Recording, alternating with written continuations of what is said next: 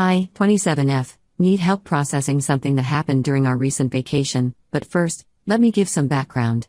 I met Harold, 30M, 3 years ago through mutual friends at a housewarming party. He was charming, funny, and seemed really genuine, exactly what I was looking for after being single for 2 years following a bad breakup. Our relationship started off amazing. Harold was attentive without being clingy, supportive of my career, I work in marketing, and got along great with my friends and family. Within 6 months, we were practically living together, and by our 1-year anniversary, we officially moved in. We even adopted a dog together, a golden retriever named Max. Harold works in IT and makes good money.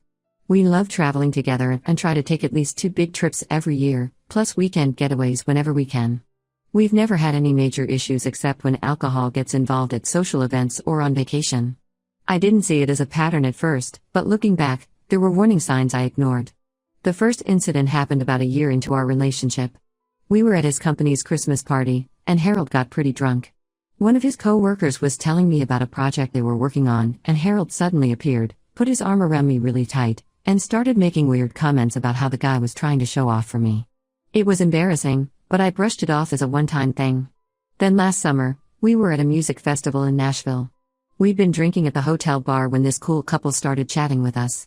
They were locals and super friendly, telling us about the best places to visit. The guy worked at a popular club and offered to put us on the VIP list. Harold completely misinterpreted it and accused them of trying to lure me away.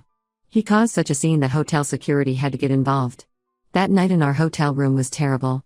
Harold wouldn't stop yelling about how I was naive and didn't see how guys were always trying to hit on me. When he threatened to leave, I panicked. We were in a city we didn't know, he was drunk, and I was worried about his safety.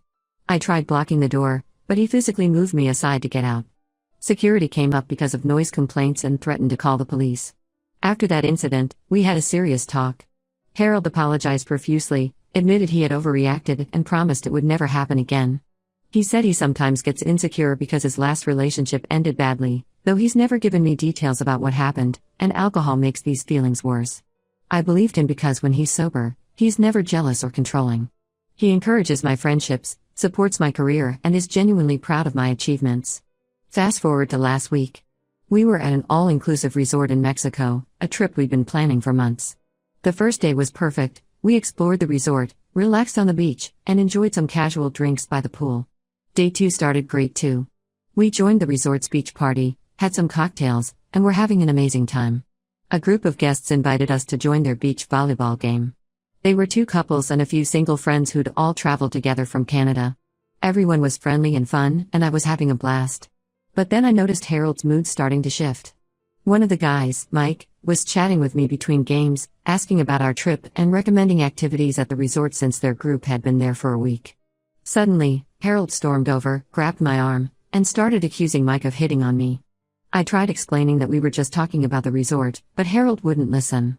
He started getting loud, telling Mike to back off his girlfriend and making a huge scene on the beach. The group apologized and quickly left, even though they'd done nothing wrong.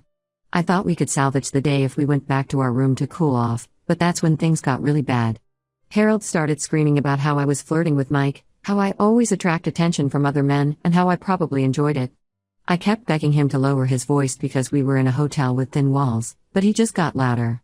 He kept going on about how I was dressed. I was wearing a normal bikini and cover-up, just like every other woman at the resort, how I was laughing too much at Mike's jokes, and how I always do this to him.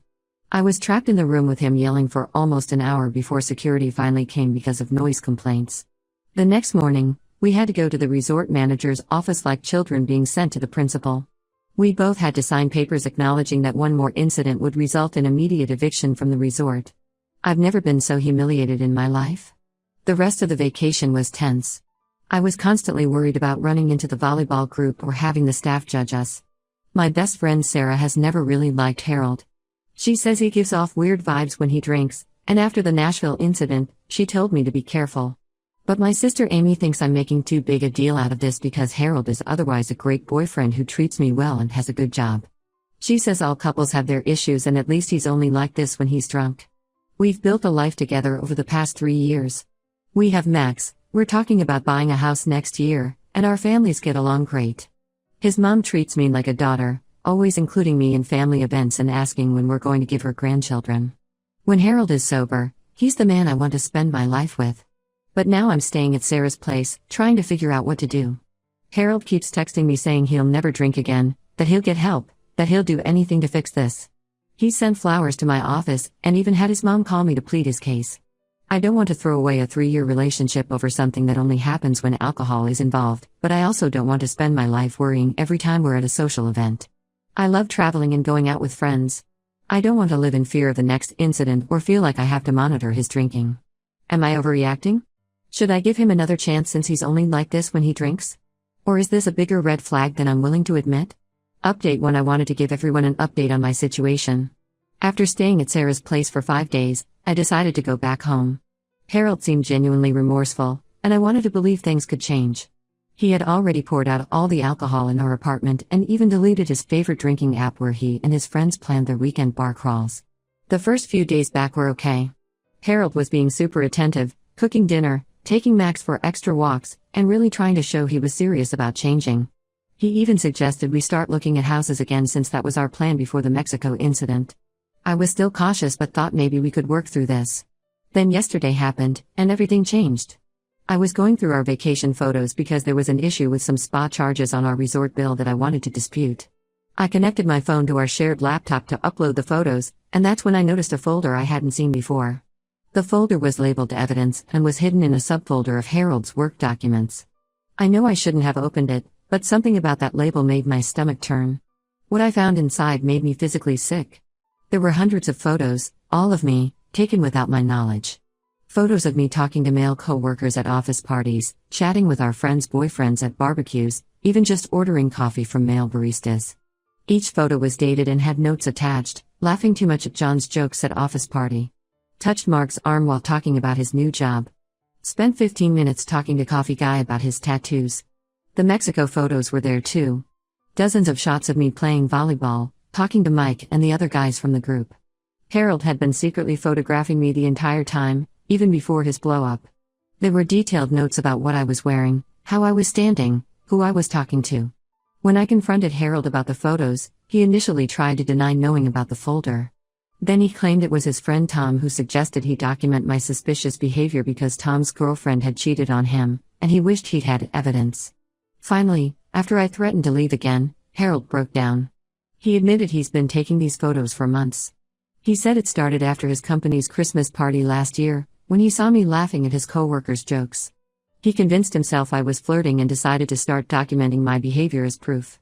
He said he knew it was wrong but couldn't stop himself because he was sure I was going to leave him for someone else eventually. I was still processing this when Sarah called me. Apparently, Harold had been messaging her nonstop for the past week. She sent me screenshots of his messages, and they're disturbing. He's been writing these long, rambling paragraphs about how much he loves me and how he needs to protect me from other men who just want to use me. He told Sarah that he has proof I've been emotionally cheating on him and asked her to help him compile more evidence. The messages to Sarah get worse.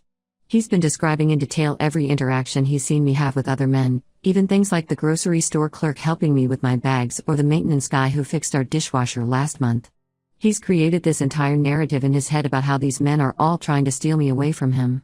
What really shook me was when his mother called. She was crying, telling me how Harold has been struggling ever since his ex-girlfriend cheated on him 6 years ago. Apparently, he found her with his best friend at the time, and it broke him. His mom thinks this justifies his behavior, that he's just trying to protect himself from being hurt again. But here's the thing, in 3 years together, Harold never once mentioned being cheated on. He always just said his last relationship ended badly. I'm starting to wonder what else he's been hiding or twisting to suit his narrative. I packed some clothes and went to my sister Amy's place. She's completely changed her tune about Harold being a great guy after seeing the photos and messages. Even my dad, who really liked Harold and was talking about helping us with the house down payment, told me to stay away from him for a while. Harold's reaction to me leaving again has been all over the place. He switches between apologizing profusely and trying to justify his actions. This morning he sent me a 5-page email explaining how his documentation was just his way of working through his trust issues.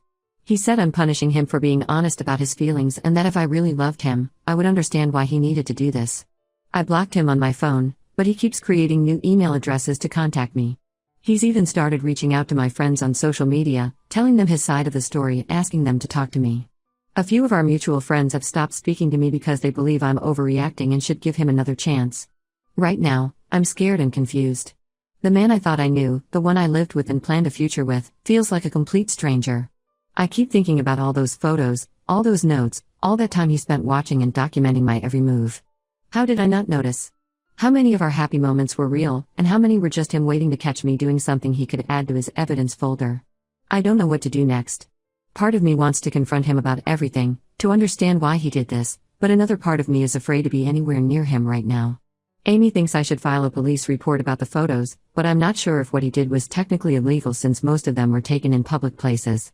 Has anyone else dealt with something like this? How do you move forward when you discover the person you trusted most has been secretly documenting your every move?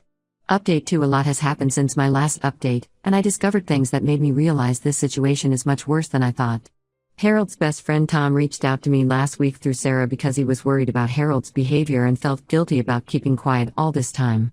Tom and I met at a coffee shop far from my usual places because I was worried Harold might show up if he saw me somewhere familiar. What Tom told me completely changed everything I thought I knew about Harold. The story about Harold's ex-girlfriend cheating on him was a complete lie. According to Tom, Harold has been telling that story to every girlfriend he's had for the past 6 years, using it to justify his controlling behavior.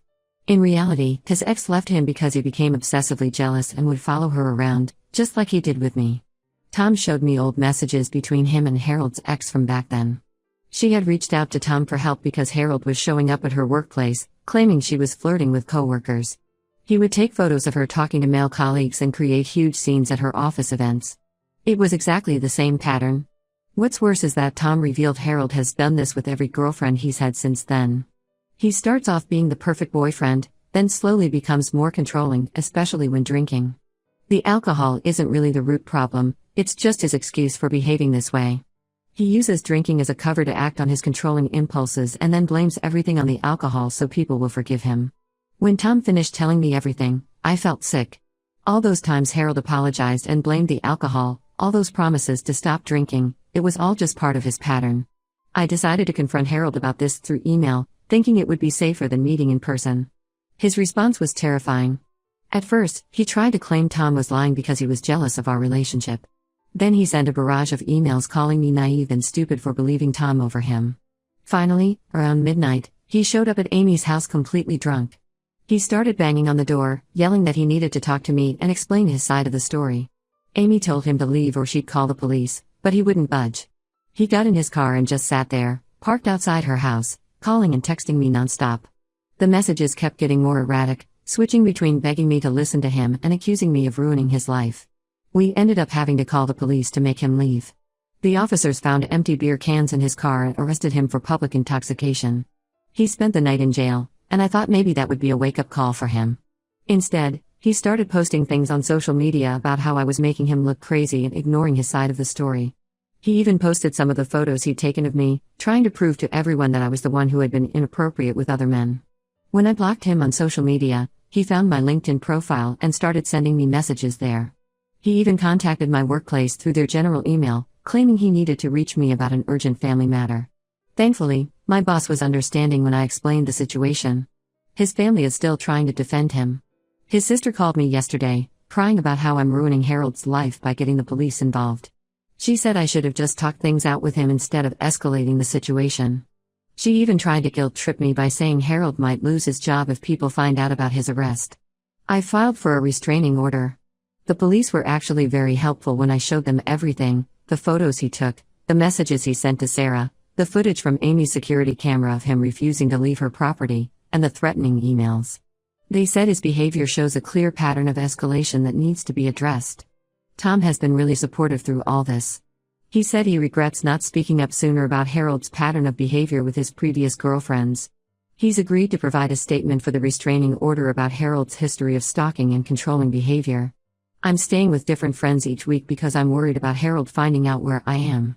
He still knows where Amy lives, and I don't want to put her at risk again. I've changed my phone number and created new email accounts, but I'm still scared every time I leave the house. Update 3: I wanted to give a final update on my situation. The restraining order was granted for 1 year, and I haven't had any direct contact with Harold for 2 months now. The judge took one look at all the evidence, the photos, messages, police report from the night at Amy's, and Tom's statement, and granted the order immediately. I moved to a different apartment complex across town. It's actually nicer than our old place, and Max seems to love having a dog park right outside. My company was incredibly supportive through all of this. They let me work remotely for the first month and installed extra security cameras at the office. They even hired a security guard for the parking lot after Harold tried to leave notes on my car. Tom told me last week that Harold finally moved to another state for what he's calling a fresh start. Apparently, he lost his job after showing up drunk multiple times and making scenes at work about how I ruined his life. His family is still trying to contact me through mutual friends, claiming he's getting help and I should give him another chance. I've blocked all of them. Looking back, I can't believe I almost convinced myself that his behavior was just about alcohol. The signs were there from the beginning: the possessiveness, the constant need to know where I was and who I was talking to, the way he would test my loyalty by creating situations to see how I'd react. Sarah and Amy have been my rocks through all of this. We started a weekly movie night tradition that has turned into a full-on girls' night with dinner and games. It helps keep me busy and reminds me that I have people who genuinely care about me without trying to control me. The hardest part was dealing with our shared friends. Many of them took Harold's side initially, believing his story about how I overreacted to his concern about other men. But after he started showing up at their homes looking for me and drunk calling them at 3 a.m., most of them realized I wasn't exaggerating. I got Max in the breakup, which was a huge relief. Harold tried to claim he should get shared custody of our dog, but since I was the one who adopted Max and paid all his vet bills, there wasn't much he could do. Max has been the best therapy I could ask for. His unconditional love and need for walks have kept me going on my darkest days. I'm not ready to date again yet, and honestly, I'm okay with that. I joined a local hiking group and started taking self-defense classes, not because I'm afraid of Harold, but because both activities help me feel stronger and more in control. I've met some great people through both groups who know nothing about my past drama, and it's refreshing to just be myself without all that baggage. Tom still keeps me updated about Harold when he thinks I need to know something important, but otherwise, I'm trying to put that chapter of my life behind me. I learned valuable lessons about recognizing controlling behavior and not making excuses for someone's toxic actions just because you love them. To everyone who commented on my original post telling me to leave, thank you. You saw what I was trying so hard to ignore. Sometimes it takes complete strangers on the internet to make you realize you're not crazy or overreacting. I'm in a much better place now, both mentally and physically, and I'm looking forward to whatever comes next. I'm ready to close this chapter of my life and focus on building a new one where I don't have to constantly watch what I say or do or worry about someone documenting my every move. I've found my freedom again, and I'm never letting anyone take that away from me.